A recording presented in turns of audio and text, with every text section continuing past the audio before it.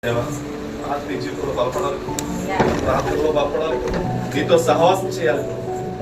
నిన్ను హత్తుకోవడానికి సహాయం చేయి, నిన్ను హత్తుకోవడానికి సహాయం చేయి, నీ మీద ఆడుకోవడానికి సహాయం చేయి, నీ మీద ఆధారపడడానికి సహాయం చేయి.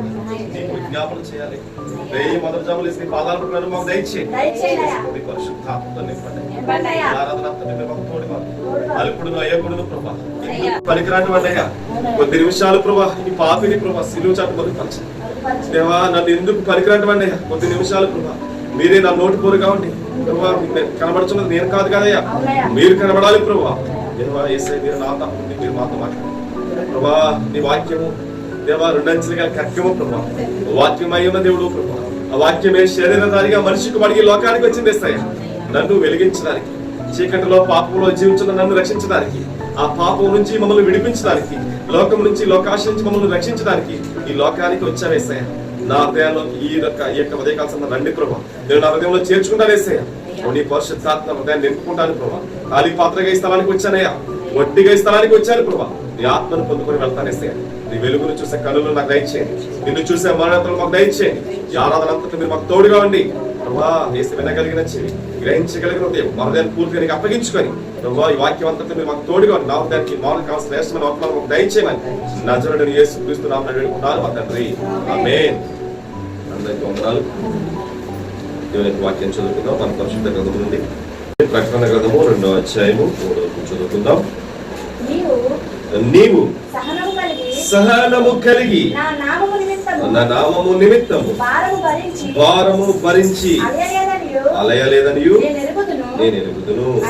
అయినను మొదట నీకుండిన ప్రేమను నీవు వదిలితివని నేను నీ మీద తప్పు ఒకటి మోపవలసి ఉన్నది. చాలా దేవుని వాక్యాన్ని మనం పరిశీలన చేసుకుందాం. నీవు సహనము కలిగి నా నామము నిమిత్తము భారము భరించి అలయలేదనియు నేను ఎరుగుదును. అయినను మొదట నీకుండిన ప్రేమను నీవు వదిలితవని నేను నీ మీద తప్పు ఒకటి మోపవలసి ఉన్నది. మనిషి యొక్క జీవితంలో శ్రేష్టమైనది దేవుని యొక్క వాక్యం. ఈ వాక్యం నిన్ను నన్ను జీవింపజేస్తుంది. ఈ వాక్యం నిన్ను నన్ను మనిషి శారీరకంగా కనబడతాడు, కానీ వాక్యం హృదయంలో లేకపోతే మనిషి చచ్చిన వాడితో సమానం. మనిషి శారీరకంగా కనబడుతూ వాక్యాన్ని పాటించకుండా, వాక్యాన్ని అనుసరించకుండా, వాక్యానుసారంగా జీవించకుండా ఉంటే మనిషి శారీరకంగా కనబడతాడు, కానీ ఆత్మీయ జీవితంలో ఆత్మకు జీవం లేదంట. ఎప్పుడైతే వాక్యం మనిషి హృదయంలో ఉంటుందో, వాక్యం మనిషి హృదయంలో నిరంతరం కూడా ఆ వాక్యమే అయిన దేవుడు, ఆ వాక్యమే దేవుడు, దేవుడే వాక్యము, ఈ వాక్యాన్ని మనిషి హృదయంలో ఉంచుకుంటే ఆ యొక్క హృదయం నిరంతరం కూడా ప్రకాశించేదిగా ఉంటుంది. ఆ యొక్క హృదయం నిరంతరం కూడా వెలిగేదిగా ఉంటుంది. ఆ హృదయం నిరంతరం కూడా మండే అగ్నివలే ఉంటుంది. మన హృదయం ఎలా ఉండాలో మనం పరిశీలన చేసుకోవాలి. దేవుని యొక్క వాక్యాన్ని మనం పరిశీలన చేస్తే, నీవు సహనము కలిగి నా నామము నిమిత్తం, ఇటు వరకు నీవు ప్రార్థన చేస్తున్నావు, పాటలు పాడుతున్నావు, వాక్యం వింటున్నావు, వాక్యం చదువుతున్నావు, నామము నిమిత్తము నువ్వు ఎంతో సహనము కలిగి భారము భరించి అలా లేదని ఎంతో ప్రయాసపడుతున్నావు. దేవుని యొక్క పరిచయంలో నేను ఎంతో ప్రయాసపడతాం చేస్తున్నావు, నువ్వు భారం భరిస్తున్నావు, సహనం కలిగి ఉన్నావు, అలా లేకుండా నా కోసం కష్టపడుతున్నావు అని నేను ఎరుగుతున్నాను. నువ్వు చేసే విధానాన్ని నేను చూస్తున్నాను, నేను గమనిస్తున్నాను, నేను పరిశీలన చేస్తున్నాను, నేను అన్ని చూస్తున్నాను, అన్ని బాగా చేస్తున్నావు. కానీ ఏమంటున్నాడు? అయినను మొదట నీకుండిన ప్రేమ, అయినను మొదట నీకుండిన ప్రేమను నీవు వదులుతావని నేను నీ మీద తప్పు ఒకటి మోపవలసినది. మొదట నీకుండిన ప్రేమ. నీవు మారు మనసు పొందిన తొలి దినాల్లో నీ హృదయం ఎలా ఉంది? మారు మనసు పొందిన తొలి యొక్క రోజుల్లో, ప్రారంభ రోజుల్లో మన హృదయం ఎలా ఉంది? మారు మనసు పొందిన హృదయం అంటే అగ్నిలో. ఆ అగ్ని మారు మనసు పొందినప్పుడు దేవుని యొక్క ఆత్మ మనిషి యొక్క హృదయంలో ఉంటది. దేవుని యొక్క ఆత్మ మనిషి మీద ప్రభావితం చేస్తుంది. ఈ ఆత్మ మనలో ఇప్పుడుందా? ఆనాడు మారు మనసు పొందిన విధానం, ఆనాడు మారు మనసు పొందినటువంటి స్వభావం, ఆనాడు మారు మనసు పొందినప్పుడు దేవుని ఆత్మను కలిగి ఉన్నామా? ఇప్పుడు దేవుని యొక్క ఆత్మను కలిగి ఉన్నామా అని చెప్పేసి దేవుని యొక్క వాక్యం ఏమంటుందంటే, అయినను మొదట నీకుండిన ప్రేమను నీ వదులుతావని నేను నీ మీద తప్పు ఒకటి మోపవలసింది. మనం ఎలా ఉంటున్నాం? ఆయన ప్రేమను అంతా వదిలివేసి అంటే పౌలు భక్తులు రాసిన ప్రకటన గ్రంథం, పౌలు భక్తులు రాసినటువంటి అంటే విషయం ఏంటంటే ఆఖరి గ్రంథం ప్రకటన గ్రంథం. ఈ యొక్క విషయం ఏంటంటే ఇక్కడ మనం గమనించాల్సింది, అయినను మొదట నీకుండిన ప్రేమను నీవు వదులుతావని, అయినను మొదట నీకుండిన ప్రేమను నీవు వదులుతావని. ఇక్కడ పౌలు భక్తులు క్షమించిన యోహాను భక్తులు రాసిన ప్రకటన గ్రంథం, యోహాను భక్తులు రాసిన ఆసియాలో ఉన్నటువంటి 7 సంఘం సంబంధించిన ఆయన. కాబట్టి ఆయన మొదట మనకున్న ప్రేమ మనం వదిలేసాడు, అక్కడ తప్పు మన మీద మోపవలసిందంట. నీవు ఏ స్థితిలో పడితేవో నీవు ఏ స్థితిలో నుండి పడుతావో, నువ్వు ఏ స్థితిలో నుండి పడుతావో అది జ్ఞాపకం చేసుకొని మారు మనసు పొంది ఆ మొదటి క్రియలను చేయము. మనం ఎక్కడైతే మనం పడిపోయామో, మనం ఎక్కడైతే జారిపోయామో, మారు మనసు పొందిన మనము వెలిగించబడ్డాం, చీకట్లోంచి వెలుగులోనికి వచ్చాం, పాపంలోంచి సత్య మార్గాల్లోకి వచ్చాం, జీవ మార్గాల్లోకి వచ్చాం. ఒకప్పుడు లోకంలో జీవించి ఉన్నాం, లోకంలోంచి దేవుడి యొక్క మహిమ, యేసు యొక్క రక్షణ ఓడలోకి మనం వచ్చాం. యేసులోకి వచ్చిన మనము ఎలా ఉంటున్నాం అది మనం పరిశ్రమ చేసుకోం. బైబిల్ వాక్యం ఏమంటుందంటే, నీవు ఏ స్థితిలో పడుతావో, నీవు ఏ స్థితిలో నుండి పడుతావో అది జ్ఞాపకం చేసుకొని మారు మనసు పొంది. అంటే దేవుని యొక్క మారు మనసు మనము ఒకప్పుడు పొందేసాం అనడం కాదు, కానీ నిరంతరం కూడా ప్రభువుపై పట్టుకుని నేనేమై ఉన్నాను, యేసయ్య నా హృదయ స్థితి ఎలా ఉంది, నేను ఎలా ఉంటున్నాను, నా హృదయం నీకు ఇష్టంగా ఉంటుందా, నిన్ను సంతోష పెట్టేవాడిగా నేను ఉన్నానా, నా క్రియలు, నా ప్రవర్తన, నా విధానము, నా స్వభావము, నా యొక్క మనస్సు, నా యొక్క గుణము, నా లక్షణాలు, నా యొక్క జీవన విధానము నిన్ను సంతోష పెట్టేవిగా ఉన్నాయా, నీ క్రియలు సాతాను సంతోష పెట్టేవిగా ఉన్నాయా, అది మనం పరిశీలన చేసుకోవాలి. నీ యొక్క స్వభావము, నీ యొక్క విధానం బట్టి యేసు ప్రభు సంతోషపడుతున్నాడా, సాతాను సంతోషపడుతున్నాడా, నువ్వు చేసే పనులు దేవునికి ఇష్టంగా ఉన్నాయా, అది మనం పరిశీలన చేసుకోవాలి. దేవునికి వాక్యం ఉంటుందంటే, నువ్వు ఏ స్థితిలో పడితేవో, నువ్వు ఏ స్థితిలో నుండి పడితేవో, నువ్వు ఏ స్థితిలో నుండి జ్ఞాపకం చేసుకొని మారు మనసు పొంది మరలా ప్రభు పాదాలు పట్టుకో. నువ్వు ఏ స్థితిలో నుండి పడితేవో మారు మనసు పొంది నువ్వు మరలా ప్రభు పాదాలు పట్టుకొని అది జ్ఞాపకం చేసుకొని మారు మనసు పొంది ఆ మొదటి క్రియలు చేయము. ఆనాడు నువ్వు ఎలా జీవించావో, ఆ మారు మనసు పొందిన తొలి దినాల్లో నువ్వు ఎలా ఉన్నావో ఆ విధంగా ఆ మొదటి క్రియలను చేయము. అట్లు చేసి నువ్వు మారు మనసు పొందితేనే సరి, లేని ఎట్లా నేను నీ యొద్దకు వచ్చి నీ దీపస్తంభం దాని చోట నుండి తీసివేతును అని చెప్పేసి. దేవుని యొక్క వాక్యం శ్రేష్టమైన, దేవుని యొక్క వాక్యం రెండంచులుగా ఖడ్గం. ఈ వాక్యము మనలో నిరంతరం కూడా జీవించాలి. మనలో ఈ వాక్యము ఆ చెట్టుకు నీరు ఎలాగైతే ముఖ్యమో, ఈ వాక్యము మనిషి యొక్క ప్రాణ ఆత్మీయ జీవితానికి, మనిషి యొక్క హృదయానికి ఎంతో ప్రాముఖ్యమైనది. వాక్యము, ప్రార్థన వాక్యము, ఈ రెండు కలిగి ఉన్న వ్యక్తి ఆత్మీయ జీవితంలో బలంగా ఉంటాడు. ఈ రెండు కలిగి ఉన్న వ్యక్తి ఎక్కడికి వెళ్ళా జయాన్ని చూస్తాడు. ఈ ప్రార్థన వాక్యం నిరంతరం ఎప్పుడైతే నీ హృదయంలో ఉంటుందో, నువ్వు అడుగుపెట్టిన ప్రతి స్థలంలో దీవించబడతావు, నువ్వు అడుగుపెట్టిన ప్రతి స్థలంలో ఆశీర్వించబడతావు. నువ్వు ఎప్పుడైతే నువ్వు ఈ యొక్క పరిశుద్ధాత్మను నువ్వు కలిగి ఉంటావో, ఈ యొక్క వాక్యము ప్రార్థనతో నీ హృదయాన్ని ఎప్పుడైతే నువ్వు నమ్మకంగా దేవునికి ఇష్టంగా జీవిస్తావో, దీన్ని బట్టి నీ కుటుంబానికి నెమ్మది, దీన్ని బట్టి నీ కుటుంబానికి సంతోషం, దీన్ని బట్టి నీ కుటుంబానికి సమాధానం, దీన్ని బట్టి నీ కుటుంబానికి ఎంతో దీవెన, ఎంతో ఆశీర్వాదం, దీన్ని బట్టి నీ బిడ్డలు దీవించబడతారు, ఆశీర్వాదం ఎంతో వర్ధులుతావు నువ్వు దేవుని సన్నిధిలో. ఎప్పుడంటే నువ్వు ఏ స్థితిలో నుండి పడితేవో అది జ్ఞాపకం చేసుకొని మారు మనసు పొందితే, మారు మనసు పొంది ఆ మొదటి క్రియలు చేయాలి. మళ్ళా ఆనాడు ప్రారంభ దినాల్లో మారు మనసు పొందినప్పుడు మనం శ్రేష్టంగా జీవించాలి. అంటే అబద్ధపడకుండా, మోసం చేయకుండా, తప్పు చేయకోకుండా, వ్యర్థంగా జీవించుకోకుండా దేవునికి ఇష్టంగా నడిచేవాళ్ళం. ఆ స్వభావాన్ని ఇప్పుడు కలిగి ఉండాలి, ఎప్పుడు ఎల్లప్పుడూ కలిగి ఉండాలి. ఆయన రాజ్యంలో ప్రవేశించే వరకు, ఆయన రాజ్యంలో చేరే వరకు, అంతం వరకు కూడా. అంటే బైబిల్ ఏమంటుంది, అంతం వరకు సహించిన వాడే ధన్యుడు, అంతము వరకు సహించిన వాడే ధన్యుడు. మనం ఆ రాజ్యాన్ని చేరాలంటే ఇక్కడ సహించుకోవాలి.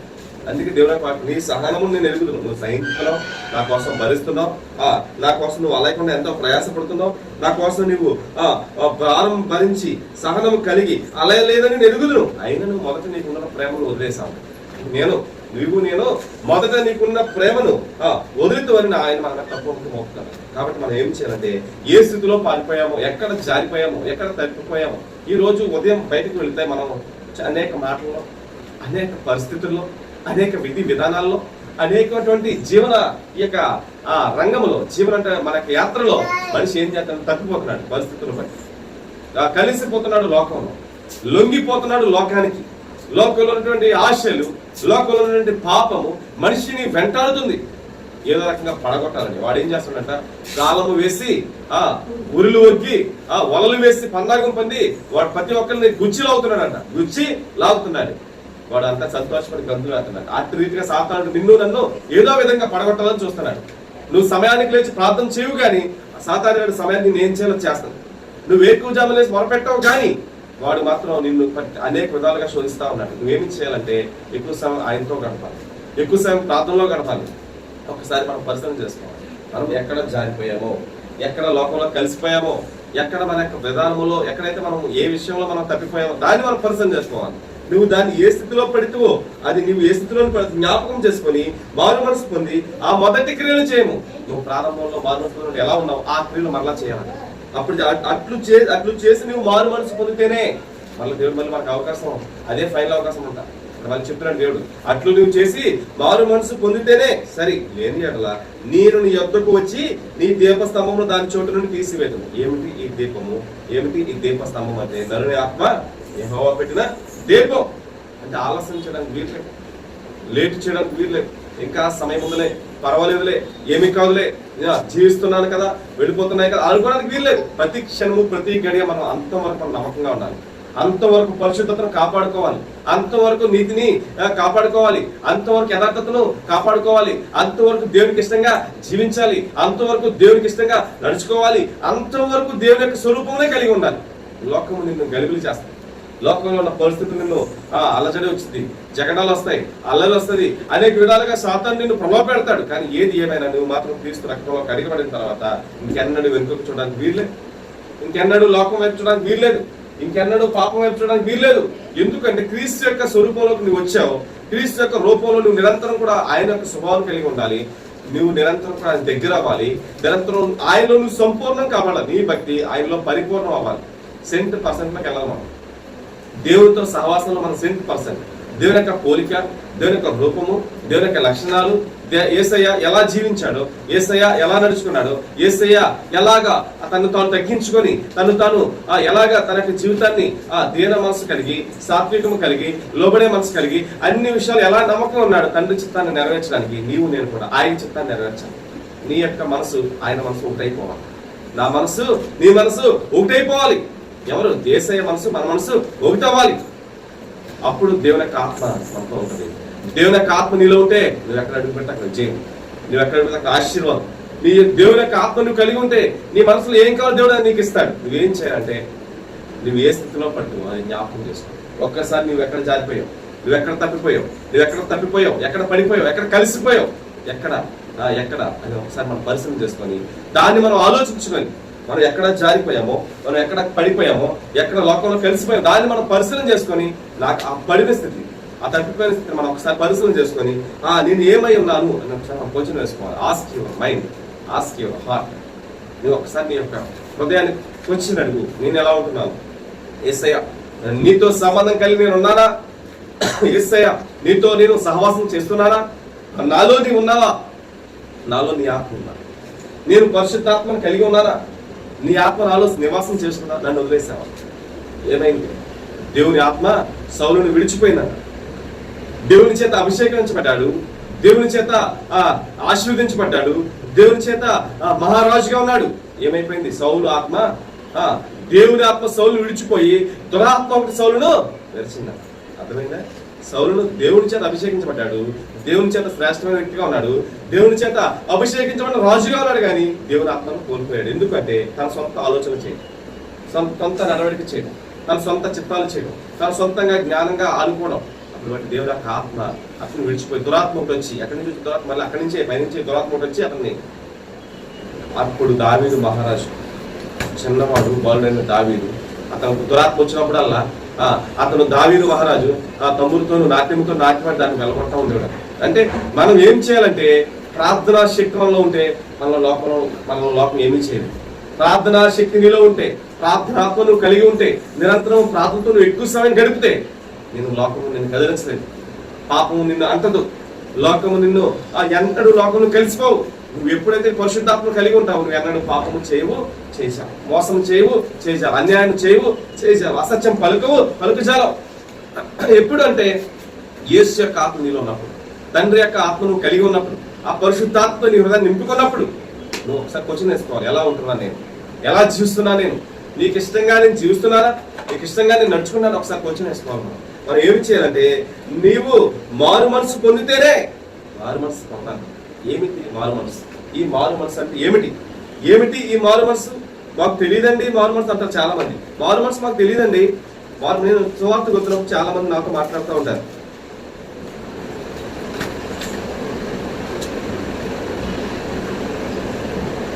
చూడమ్మా, 2 కొరింథీయులకు రాసిన పత్రిక 5వ అధ్యాయం 17వ వచనం. 2 కొరింథీయులకు రాసిన పత్రిక 5వ అధ్యాయం 17వ వచనం, 161 పేజ్ నంబర్ 17, 161. కాగా ఎవడైనను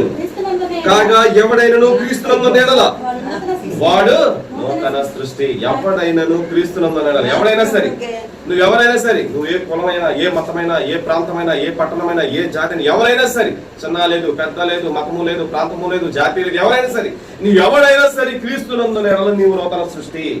నువ్వు ఎవడైనా సరే, నువ్వు ఎవరైనా సరే, పెద్ద నేను హోదాలో ఉన్నాను, నేను పెద్ద ఉద్యోగం చేస్తున్నాను, నేను పెద్ద రాజకీయ నాయకుడిని, నేను పెద్ద హోదాలో ఉన్నాను, నువ్వు ఎలాంటి వ్యక్తి అయినా సరే, నువ్వు క్రీస్తునందు ఉంటే నూతన సృష్టి. నువ్వు క్రీస్తునందు ఉంటే నూతన సృష్టి. లోకంలో ఉన్నవాడు ఎవరికి తెలియదు నేను చేసేది పాపం అని, నేను చేసేది తప్పు అని, నేను అలా మాట్లాడకూడదని, నేను అలా జీవించకూడదని, నేను అనకూడదని ఎవరికి తెలియదు. లోకంలో ఉన్నవాడు ఎవడైతే క్రీస్తునందు ఉంటాడో వాడు మారుతాడు.